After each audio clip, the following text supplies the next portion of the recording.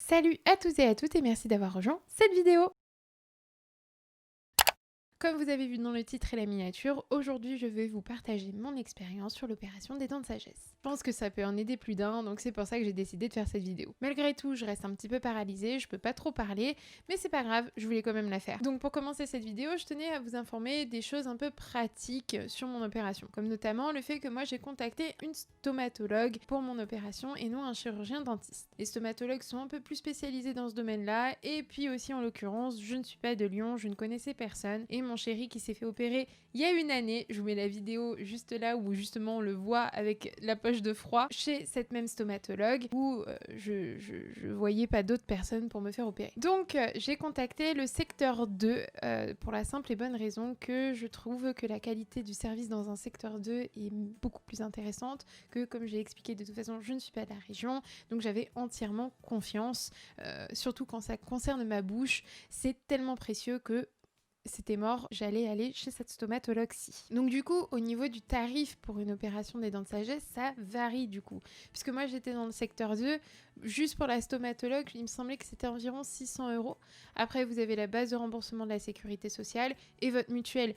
Donc évidemment, 600 €, c'est qu'à titre indicatif, parce que finalement, ça va varier en fonction de votre prise en charge à vous, comment elle est, etc. Comptez tout de même bien 600 € de marge en se disant, ok, je mets ça de côté, mais ça se trouve, vous allez soit rien payer du tout. Évidemment, là, c'est 600 sans compter le coût de l'anesthésiste, parce que oui, du coup, si vous faites en anesthésie semi-générale, donc sous sédatif, comme moi j'ai procédé et je vais vous expliquer dans la suite, vous faites appel à un anesthésiste, putain. Je vous invite à le faire si vous vous faites opérer des dents de sagesse, à prononcer ce mot, anesthésiste. Vous payez également l'anesthésiste, les frais d'hôpital, etc. Donc maintenant, je vais vous passer à la préadmission. Donc comment ça s'est passé? Au début, j'ai contacté tout simplement le centre dentaire chez qui je voulais me faire opérer.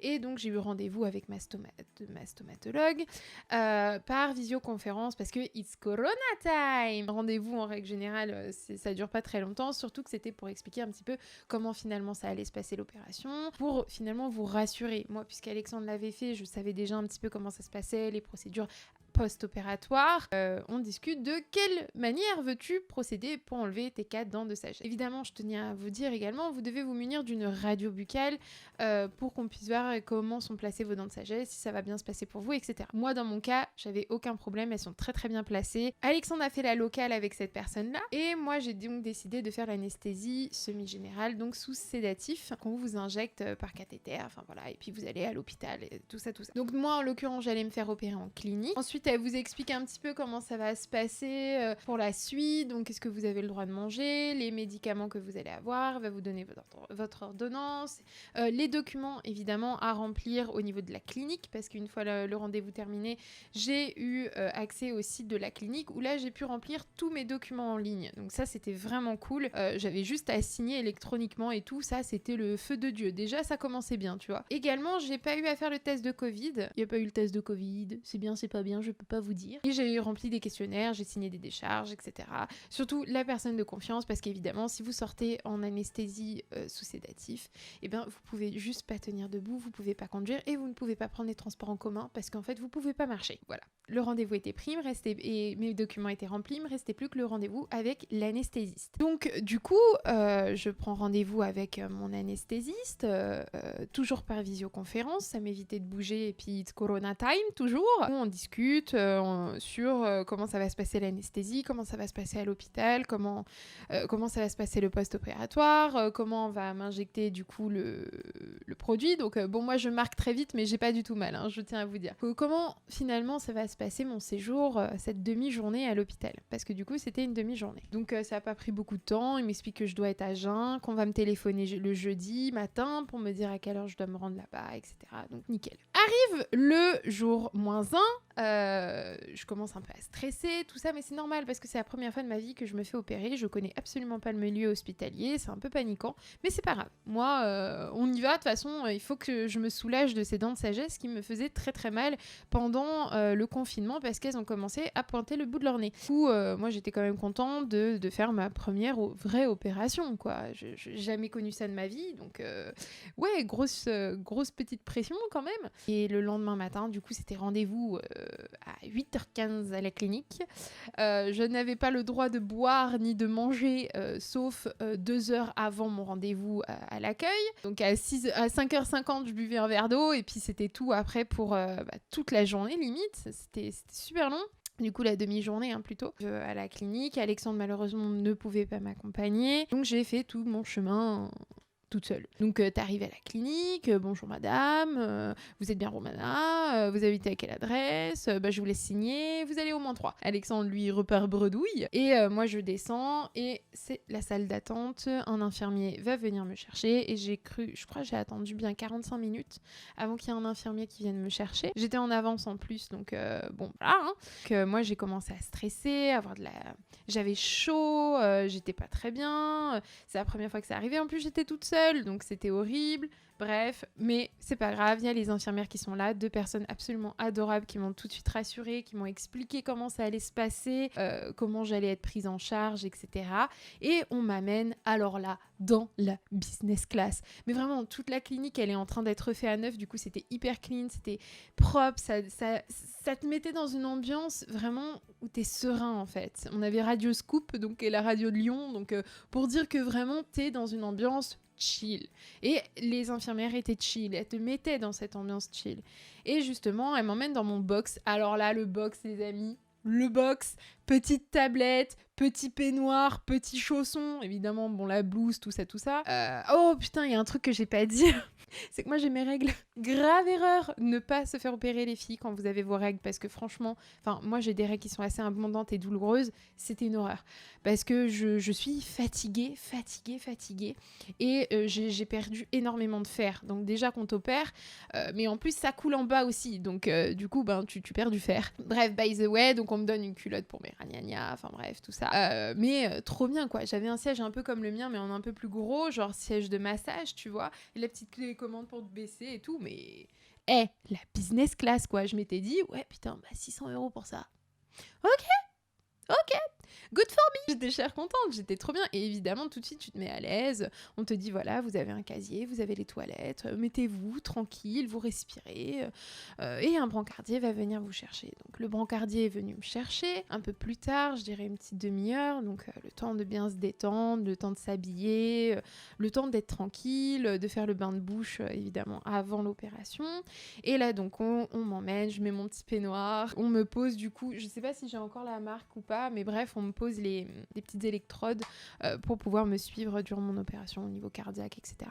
C'est un peu les petites cartes, les petites camionnettes où on vous déplace, tu sais, c'est assez marrant. Vient la pose du cathéter, donc c'était mon anesthésiste que je retrouve, qui m'explique que voilà, on va poser mon cathéter, on va me mettre du sédatif. J'avais déjà pris quelques médicaments avant l'opération, au moment où j'ai vu les infirmières. C'est normal, c'est la procédure. Et donc, du coup, c'était une jeune infirmière qui avait 5 années de pratique qui m'a posé mon cathéter. Donc très très bien. Ça s'est super bien passé. Franchement, au top du top, j'ai rien senti du tout. On m'avait dit ça fait super mal ici. Non.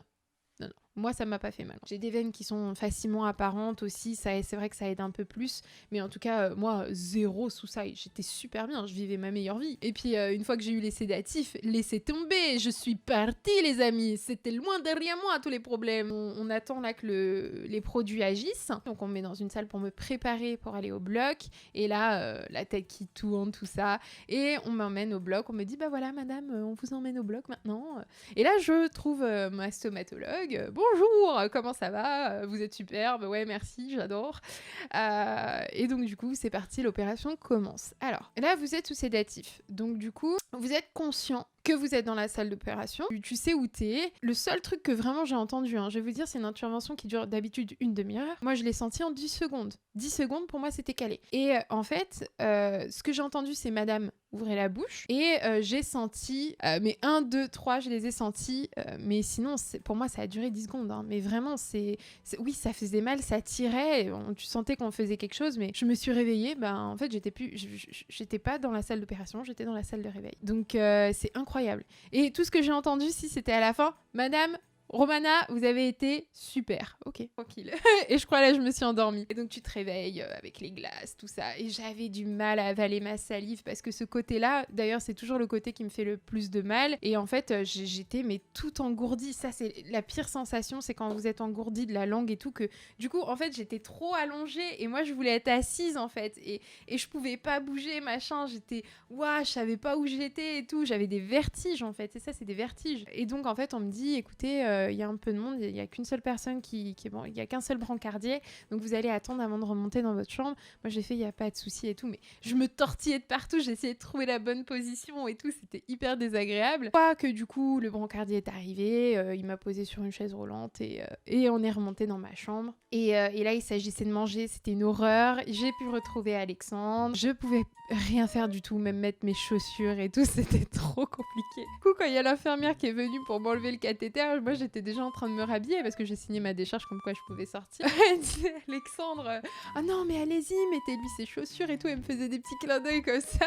Adorable. Franchement, toutes les infirmières que j'ai eues et tout le personnel était absolument incroyable. J'ai eu une super expérience sur mes dents de sagesse. J'ai vu les tweets de Seb Lafrite et les gens qui écrivaient en dessous, il y en a, ça s'est super mal passé. Moi, en tout cas, je vous rassure, zéro problème. Donc là, maintenant, on est au 4e jour après l'opération. Comment ça se passe? Eh bien, je mange liquide, tout simplement.